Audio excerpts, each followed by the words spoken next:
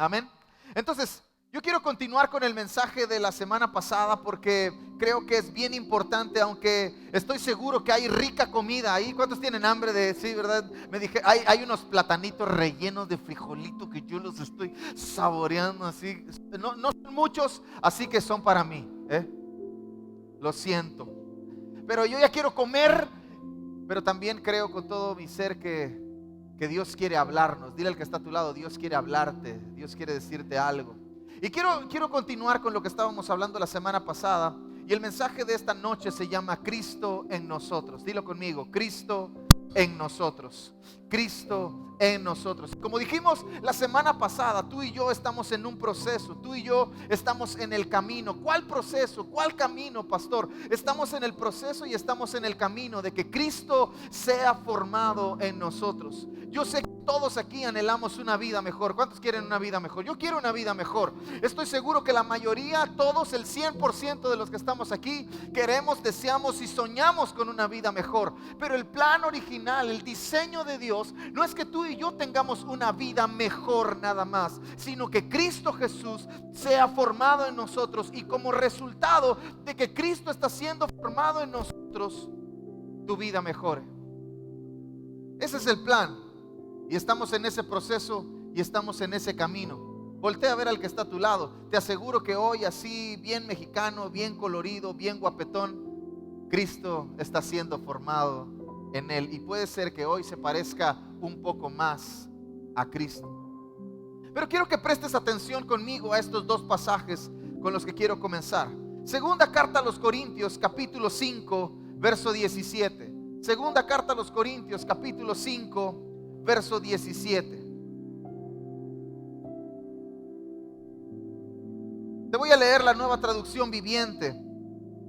Dice esto: esto significa que todo el que pertenece a Cristo se ha convertido en una persona nueva. La vida antigua ha pasado, una vida nueva ha comenzado. Dilo conmigo, una vida nueva ha comenzado. El apóstol Pablo está escribiendo y está diciendo que tú y yo teníamos una vida antigua, que teníamos una pasada manera de vivir, que teníamos, que alguien era, que el Toño de antes hoy no debe ser el Toño de ahora. Porque Cristo está siendo formado en nosotros, porque ahora pertenecemos a Cristo, porque ahora ya no somos extranjeros, ya no somos huérfanos, ahora tenemos un padre, tenemos una familia, y el Hijo de Dios está siendo formado en nosotros. Dos cosas que llaman mi atención en este pasaje: la vida antigua, pero también la nueva vida a la que Dios nos invita. Y el segundo pasaje es Efesios capítulo 4, del verso 20 al verso 24. Efesios capítulo 4, del verso 20 al verso 24. ¿Ya estás ahí? ¿Ya está en la pantalla? Ahora sí, ya. Pero ustedes no han aprendido a Cristo de esta manera. Si en verdad lo oyeron y han sido enseñados en Él, conforme a la verdad que hay en Jesús, que en cuanto a la anterior manera de vivir, ustedes se despojen del viejo hombre, que se corrompe según los deseos engañosos, y que sean renovados en el espíritu de su mente, y vistan del nuevo hombre, el cual en la semejanza de Dios ha sido creado en la justicia y santidad de la verdad. Hay cuatro cosas interesantes en este pasaje. El primero de ellos es que Dios nos hace una indicación. Tú y yo tenemos que despojarnos. ¿Quién se tiene que despojar? ¿Eso quiere decir que Dios no va a aparecer de en medio de la nada? No. El apóstol Pablo dice que es nuestra responsabilidad despojarnos, entender que hay una pasada manera de vivir, que tú y yo vivíamos de una forma de la que ahora ya no tenemos que vivir. Y si antes vivíamos de esa forma y ahora estamos en Cristo, es nuestra responsabilidad despojarnos, desvestirnos, cambiarnos la ropa, cambiarnos esa persona que ahora ya no somos. Pero también tenemos que renovar nuestra mente. Y esto es un desafío. Voltea con el que está a tu lado y dile: es un desafío. Porque quizás tú y yo podemos venir a la iglesia, Podemos asistir a nuestro grupo Conexión, podemos conocer algunos textos bíblicos, podemos tener algunas formas y algunas viejas maneras y algunas experiencias en la iglesia. Podemos tener todo eso, pero si tú y yo no renovamos el espíritu de nuestra mente, es muy probable que nos quedemos en el lugar donde estamos.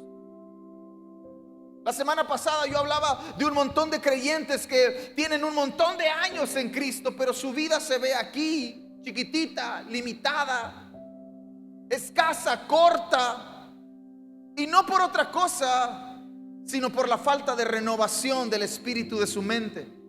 ¿Cómo renovamos el espíritu de nuestra mente? La mente posee un espíritu. Pablo está diciendo que nuestra mente posee un espíritu y que por más estrategias humanas que tú y yo podamos usar, nunca será posible renovarla. La única forma de renovar el espíritu de nuestra mente es a través del Espíritu de Dios. Es a través del Espíritu que está en la palabra. Si tú y yo no vamos a la palabra, si tú y yo no nos vestimos, la otra cosa, vestirse del nuevo hombre que es creado según Dios, ¿de quién está hablando sino de Cristo Jesús? Tú y yo tenemos que hacer algunas cosas. Número uno, despojarnos. Dios no va a venir a quitarte la ropa. Dios no va a venir a cambiarte la manera en la que piensas. Dios no va a aparecer para quitarte y decirte: hey, esas cosas que estás haciendo ya no las debes de hacer. Es tu responsabilidad, es mi responsabilidad reconocer cuando algo de lo que estoy haciendo, cuando algo de lo que estoy diciendo, cuando algo de lo que estoy pensando todavía se parece al viejo hombre que ya no debería existir, porque ahora tengo que renovarme en el espíritu de mi mente para vestirme de un nuevo hombre creado a semejanza de Dios. Es nuestra responsabilidad. Pero yo sé que muchos estamos pensando: pero pastor, ¿de qué me tengo que renovar? ¿De qué me tengo que despojar? Yo no hago nada malo. Hoy escuché a alguien decir: tú puedes ser la persona moralmente más correcta que el mundo pueda conocer y aún así no acceder al reino de Dios. Tú puedes considerarte la persona más íntegra, recta y pudorosa moralmente, y como quieras tener los principios y valores más arraigados que nadie jamás en la historia ha tenido, y aún así tu vida estar condenada por toda la eternidad. Porque para que eso trascienda de nuestra vida, tú y yo necesitamos a Jesús. No hay otra forma. Pero Pablo dice: yo tengo una respuesta para ustedes en Efesios capítulo 4. Y el apóstol Pablo continúa diciendo después del verso 24: las cosas de las que tú y yo tenemos que despojarnos, las cosas que tú y yo ya no tenemos que hacer, las cosas que tú y yo ya no tenemos que pensar, las cosas que tú y yo ya no tenemos que considerar en nuestra vida. ¿Por qué? Porque eso pertenece a nuestra vida antigua y ahora estamos en Cristo, y Cristo está en nosotros, y Cristo está siendo formado en nosotros. Y si Cristo está siendo formado en nosotros y nosotros estamos en Cristo, esa vida antigua no existe más, sino que ahora hay una vida nueva a la que Dios me llama, y la vida nueva tiene que ver con la imagen y la semejanza del Hijo de Dios. Si tú tienes preguntas acerca de eso, yo te aconsejo que sigas leyendo Efesios capítulo 4 después del verso 24. Te vas a encontrar con un montón de cosas. Y esta semana me topé con algo extraordinario. La pastora dice que mi ingeniero bioquímico quiere salir. Y honestamente sí, cuando estaba yo viendo videos, leyendo un poco, estudiando de esto, dije: ahora entiendo por qué me gustaba mi carrera. Era malo para la escuela, pero me gustaba ir a la escuela y aprender algunas cosas. Existe una ciencia que estudia el material genético. ¿Sabe cuál es? La genética. No es tan complicado. La genética estudia el material genético de la humanidad, de cómo se mueve, cómo pasa de una persona a otra, cómo transcurre, cómo transita, y todos los componentes de nuestro ADN. Pero ahora hay una rama de la genética que se llama epigenética. Y es una cosa impresionante. Impresionante. Hicimos un cuadrito. ¡Ah! ¡Sí funcionó! ¿Qué es la epigenética? Es el estudio de la influencia del medio ambiente en la activación o en la desactivación de los genes. Espéreme, ahorita le voy a decir cómo funciona eso. Significa que nuestros hábitos y nuestras experiencias producen cambios químicos. ¿Producen qué? Cambios químicos. Esos cambios químicos son tan profundos que pueden llegar a ser a una dimensión de nuestro material genético. Se hizo un estudio de los sobrevivientes del Holocausto en Auschwitz, en los campos de concentración, que usted sabe esa historia y sabe todo lo que sucedió en la Segunda Guerra Mundial y todo esto. Familiares de estos sobrevivientes que no habían estado, nietos de algunos sobrevivientes, comenzaron a desarrollar tendencias en su cuerpo, en su anatomía, en su comportamiento. Algunos de ellos síndromes de ansiedad, crisis de estrés y todo ese tipo de cosas, insomnio, desnutrición. No habían estado ahí, ellos no habían estado en Auschwitz, pero los cambios genéticos, los cambios a nivel, la influencia del medio ambiente en sus abuelos produjo una transformación tan profunda que niños y niñas que no habían nacido sufrieron una transformación. Ahora imagínese si usted y yo tenemos la palabra de Dios, que es viva, eficaz y más cortante que una espada, y va hasta lo profundo del interior y llega hasta el tuétano donde está el material genético. Dígame si no, la palabra de Dios tiene el poder de transformar tu vida a un nivel que nada ni más, nadie más puede hacerlo. Entonces dígame si no, eso es una nueva vida. La palabra de Dios tiene el poder de llevarte a una nueva vida. Cristo en nosotros tiene el poder de llevarnos a una nueva vida. La epigenética y la ciencia solo descubre lo que Dios ya dijo antes. Van un poquito atrasados. Un día Jacob despierta de un sueño y pelea con un ángel. El ángel lo toca, le descoyunta la cadera como evidencia de que había tenido un encuentro con Dios. Y cuando le pregunta ¿cómo te llamas?, Jacob le dice: tramposo, Jacob. Y la voz de Dios le dice: ya no te llamarás así, ahora te llamarás Israel. Eso es lo que significa Cristo en nosotros. No importa cómo eras, me atrevo a decirte que no importa cómo estás siendo ahora, si Cristo está siendo formado en ti, hay una nueva vida para ti ahí adelante. Porque la palabra de Dios tiene el poder de transformar. Es que pastor, si usted supiera cómo era mi padre, parece que el ciclo se va a repetir. Deja que Cristo sea formado en ti y todos los ciclos se comenzarán a romper. Todos esos círculos viciosos que has padecido por años, deja que Cristo sea formado en ti. Métete a la nueva vida a la que Cristo te está llamando. Cristo en nosotros. Deja que Cristo comience a verse a través de ti y no habrá ningún ciclo condenatorio, ningún ciclo repetitivo. Escúcheme bien, no hay ninguna enfermedad generacional ni degenerativa que tenga el poder que tiene el poder de la palabra de Dios. No importa si tu abuelita murió de cáncer, si tu papá murió de cirrosis, si tu abuelo era un drogadicto, si tu mamá era una ladrona. No importa la condición en la que ellos eran. Lo que importa es que ahora tú y yo estamos en Cristo y Cristo está en nosotros. Y si Cristo está en nosotros, hay una nueva vida para ti y para mí allá adelante. Eso es lo que anhelamos. Eso es el poder de la palabra de Dios. Hay un montón de gente asombrada, científicos diciendo: wow, esto de la epigenética puede cambiar la historia de la humanidad. Vamos entonces a entender por qué el cáncer es de una herencia, es una enfermedad que se transmite de generación en generación y ahora se va a poder romper.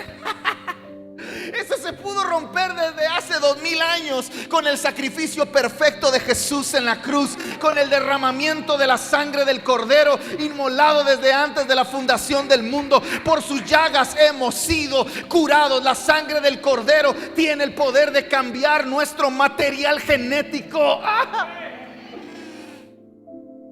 Yo veo a mis hijas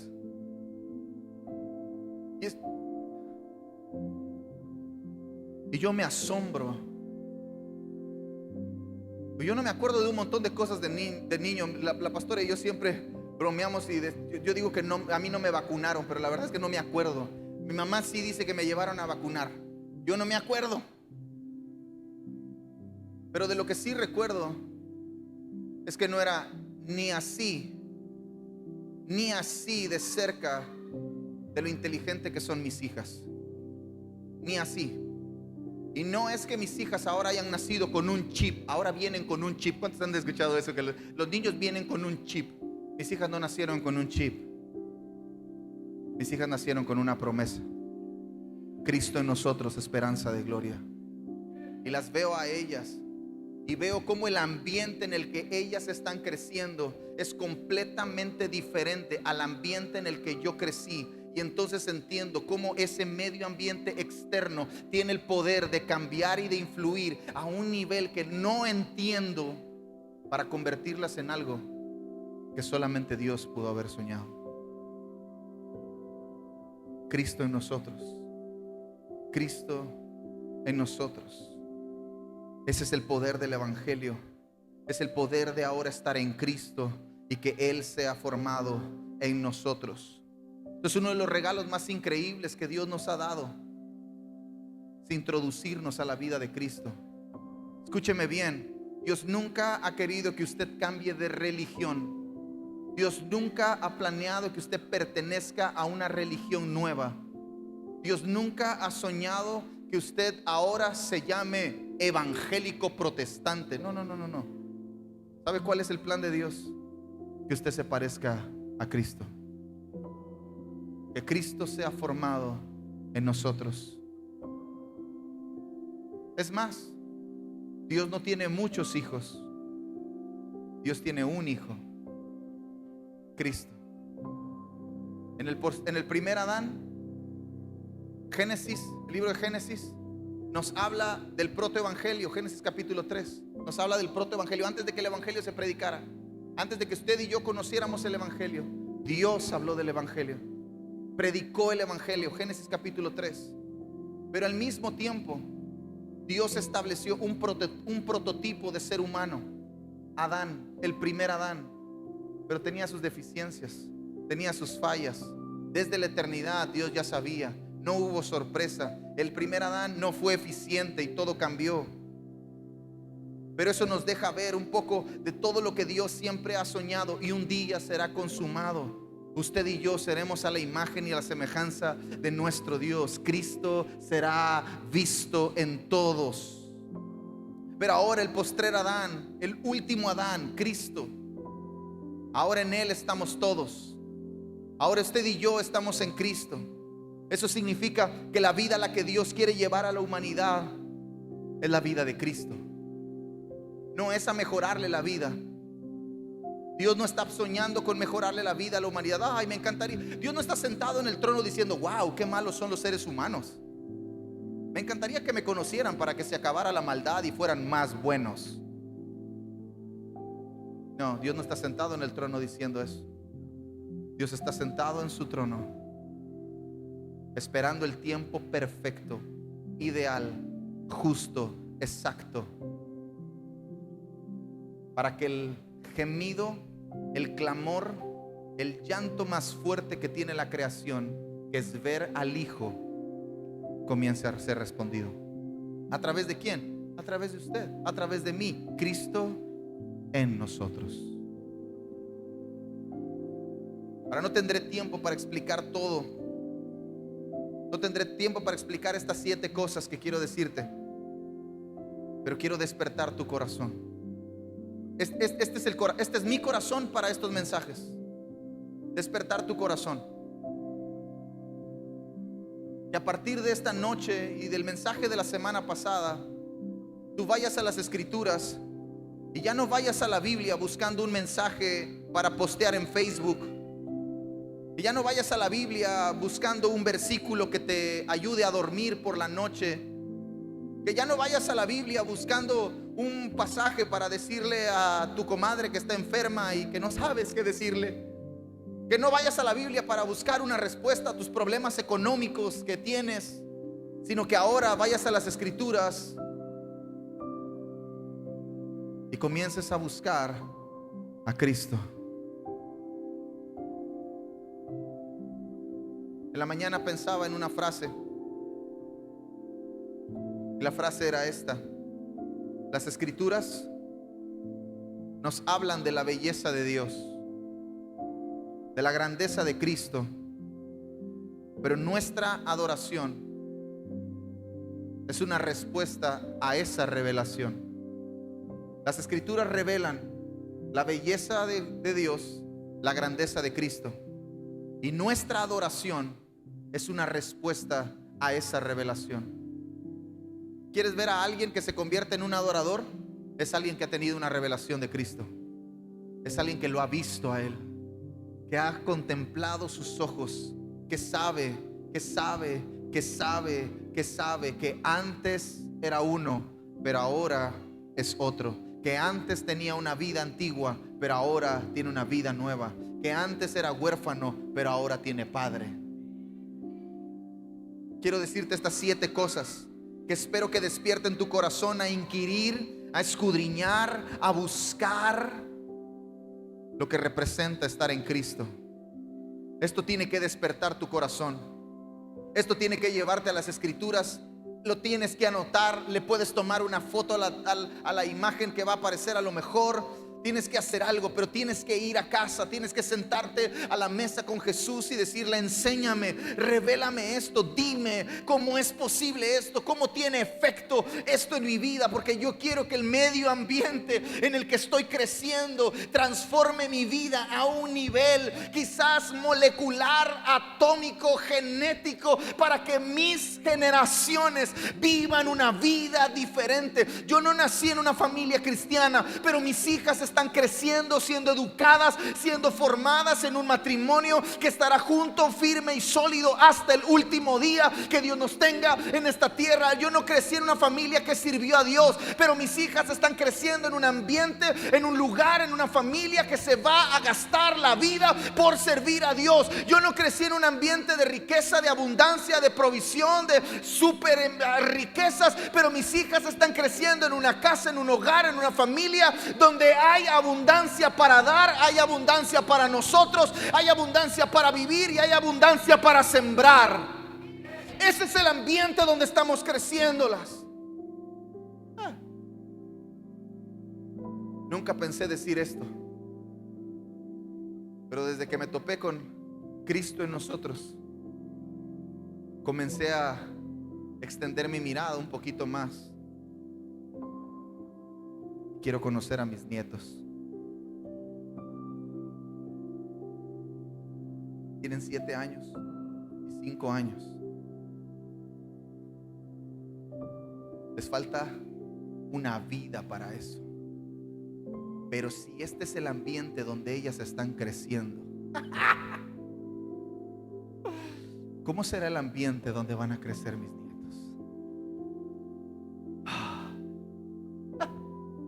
No sé si usted se emociona, pero yo sí me emociono. Nunca pensé decir eso. Yo sigo diciendo que Jesús viene pronto, que nos va a alcanzar. Pero si eso no llega, quiero verlos. 7 cosas que quiero despertar en su corazón. Número 1. Somos herederos de Dios y coherederos con Cristo. Dios tiene una herencia. Salmos capítulo 2 dice que las naciones son parte de la herencia de Dios. Pídeme y te daré por herencia las naciones de la tierra. Las naciones le pertenecen a Dios. No le pertenecen al hombre, no le pertenecen a la geopolítica, no le pertenecen al gobierno, no le pertenecen a ningún partido político, ni a ningún presidente, ni a ningún límite territorial. Las naciones le pertenecen a Dios y son la herencia para sus hijos. Entonces eso quiere decir que cuando Dios reparta su herencia, probablemente, yo así me lo imagino, hará una fila frente a Él. Coherederos. La palabra coherederos significa que la herencia será repartida probablemente en mismas porciones. El asunto de la repartición de la herencia y las mismas porciones no es el asunto de la administración de las cosas. Dios le encargará administrar a alguien algo mayor de acuerdo a su fidelidad. Una cosa es la administración y otra cosa es la herencia.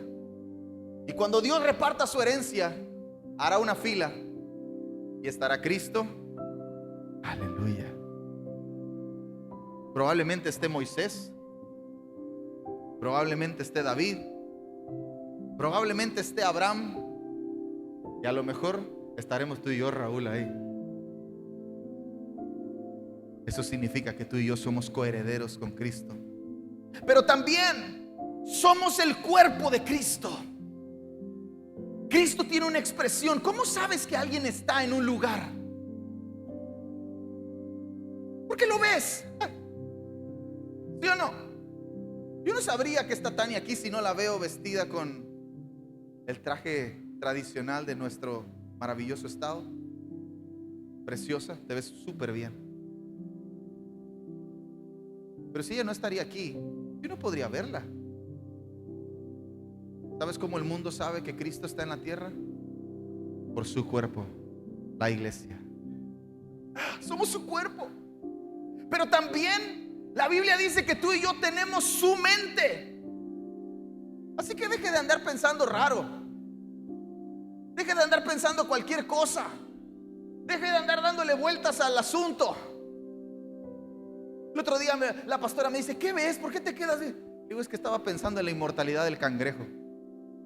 Mi papá sí me decía, cuando te quedabas así fijo, deje de andar pensando en esas cosas. Usted tiene la mente de Cristo. Y si usted tiene la mente de Cristo, usted puede pensar lo que Cristo piensa.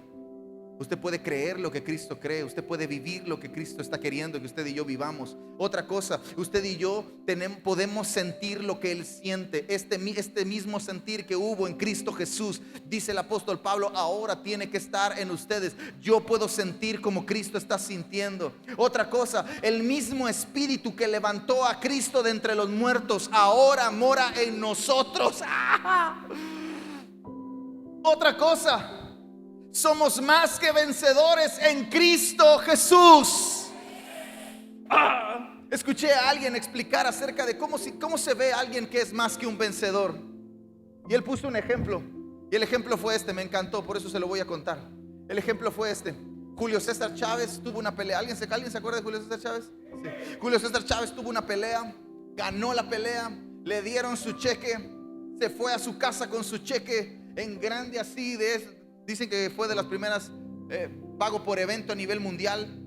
Y se llevó su cheque a su casa y llegó con no sé cuál de todas sus esposas, alguna de sus esposas, y llegó con su cheque y le dijo: mira, gané. Y llegó la esposa y se lo quitó y se fue. Dijo: tú ganaste, pero yo soy más que un ganador. Ni peleé y ahora estoy disfrutando. Tú y yo no fuimos a la batalla. Tú y yo no fuimos a la cruz. Cristo venció por nosotros. Y ahora tú y yo, sin pelear, somos más que vencedores en Cristo Jesús. Así que nunca te vuelvas a sentir un derrotado. Nunca te vuelvas a sentir un debilucho.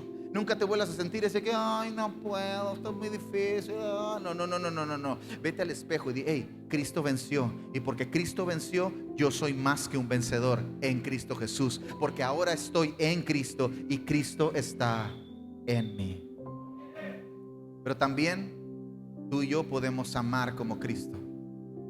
Pablo dice que el amor de Cristo nos constriñe. Ay, es que esta gente es difícil de amar, ¿no? Tú y yo podemos amar como Cristo ama, porque el amor de Cristo nos constriñe. Tenemos su amor. El amor de Dios ha sido derramado en nuestros corazones por el Espíritu. Tú y yo podemos amar como Cristo ama. Y quiero ir terminando con esto. Si puede venir el equipo, estaría increíble. O Jordan nada más. Ven, Jordan nada más.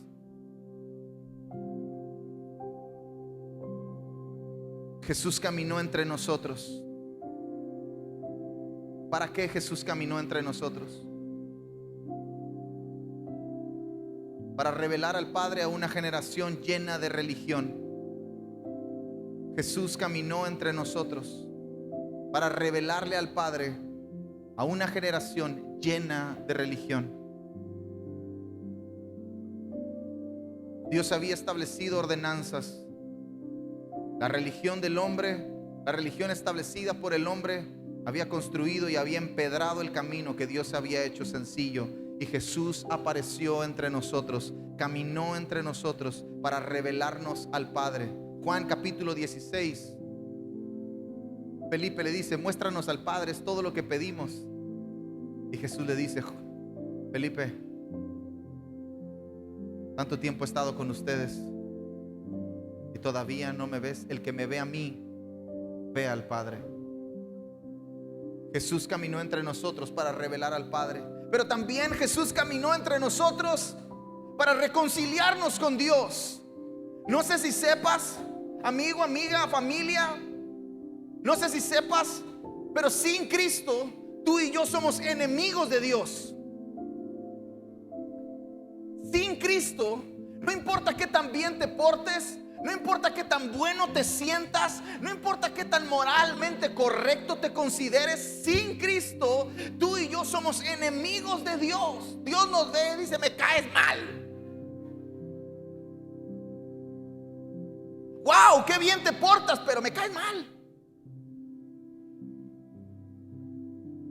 Pero ahora en Cristo, a través del sacrificio de Jesús en la cruz, Él abrió un camino, cerró un camino, cerró una separación que había entre el hombre y Dios por causa de los pecados, construyendo un puente a través de su vida, reconciliando al hombre con Dios y reconciliando en Cristo todas las cosas que están en los cielos y en la tierra. Un día, todas las cosas, cielo y tierra, serán un solo lugar, y la morada de Dios será la tierra, la habitación de Dios será la tierra. Y todo eso es gracias a que Cristo en la cruz reconcilió a la humanidad con Dios. Jesús caminó entre nosotros para reconciliarnos con Dios. Jesús caminó entre nosotros para perdonar nuestros pecados. Jesús apareció en medio de nosotros para perdonar nuestros pecados. Tú y yo no merecíamos el perdón. Dios nos hallaba culpables y Jesús se paró en medio y les dijo: hey, Padre, no les tomes en cuenta su falta, su culpa, ponla sobre mí, yo la voy a cargar. Yo no he pecado. Me imagino a Jesús diciéndole: yo no he pecado, pero Padre, no es necesario que yo peque, no quiero pecar. Padre, me haré pecado. Y Él se hizo pecado. Él era el pecado personificado para que tú y yo tuviéramos el perdón que no merecíamos. El Padre extendió su misericordia, extendió su perdón, porque Jesús fue a la cruz del Calvario, derramó hasta la última gota de su sangre y ahí dijo: Padre, perdónalos. Pero también Jesús apareció en la tierra, caminó entre nosotros, nos dejó su espíritu, su palabra, para transformar nuestra vida.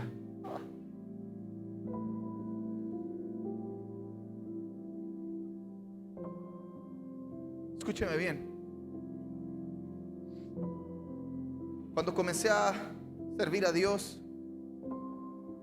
me encantaba contar mi testimonio y de dónde Dios me había sacado, lo que Dios había hecho. Y en algunas ocasiones me levantaba el cuello y me sentía: hoy no tengo muchas ganas de hablar de un muerto. Hoy no tengo muchas ganas de recordar a alguien que no existe. Ese Toño no existe más. Y yo no tengo ganas de andar resucitando a alguien que ya no está. ¿Por qué? Porque Cristo en nosotros ahora nos lleva a una nueva vida. Hay una nueva vida para ti. Pablo dice en la segunda carta a los Corintios, capítulo 5, del verso 14 al verso 15, y me encantaría que te pusieras de pie.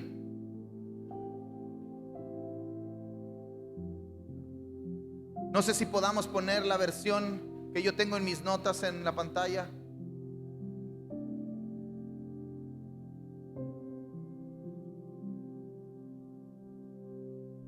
Y quiero que lo leas conmigo. ¿Todos lo ven? ¿Por ahí se ve? Sí. Quiero que lo leas conmigo. 1, 2, 3. Pues el amor de Cristo nos apremia, habiendo llegado a esta conclusión. ¿Cuál es la conclusión? Mira el apóstol Pablo escribiendo antes de decir: hey, si estás en Cristo, todas las cosas viejas pasaron, ahora todas son hechas nuevas. Mira la razón de por qué tú y yo podemos llegar a esa conclusión. Habiendo llegado a esta conclusión, que uno murió por todos, por consiguiente todos murieron, y por todos murió, para que los que viven ya no vivan para sí, sino para aquel que murió y resucitó por ellos. Por eso celebramos la independencia. ¿Pero libres de qué? ¿Sabe de qué Dios nos hizo libre? Dios nos hizo libres de repetir la historia. Dios nos hizo libre de la condenación que nos estaba alcanzando. Dios nos hizo libre de nuestras propias decisiones, de nuestras propias culpas, de nuestros propios errores. Y Cristo murió por todos. Eso significa que todos murieron. ¿Para qué? Para que todos los que murieron, ahora todos vivan, porque Él vive. Entonces, ¿a qué estamos llamados usted y yo? ¿A vivir la vida que querramos? No. Usted y yo no tenemos el permiso de vivir la vida que querramos, porque usted y yo no morimos por todos. Usted y yo tenemos un llamado. El llamado más grande de nuestra vida no es ser pastor, no es ser apóstol, no es ser arcángel, no es ser querubín, no es predicar por las naciones. El llamado más grande que está sobre nuestros hombros es Cristo en nosotros, la esperanza de gloria. Que el mundo pueda ver a Cristo. Que cuando te vean digan: eso es ser cristiano. Eso es un verdadero cristiano.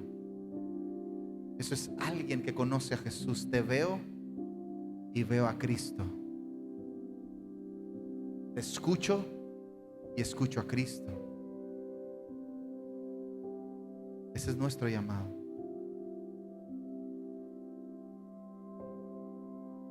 Y por todos murió, para que los que viven ya no vivan para sí, sino para aquel que murió y resucitó por ellos. Entonces tiene sentido lo que el apóstol Pablo escribe: ya no vivo yo,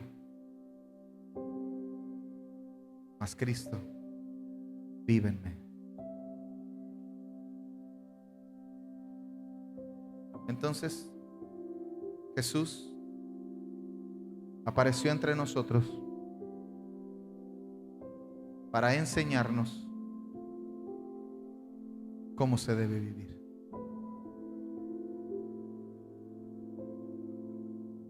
¿Alguien quiere aprender a vivir? Yo no quiero vivir como yo quiero. Yo quiero vivir como Cristo quiere que yo viva. Él murió por mí para que yo viva. Si ahora vivo para Él.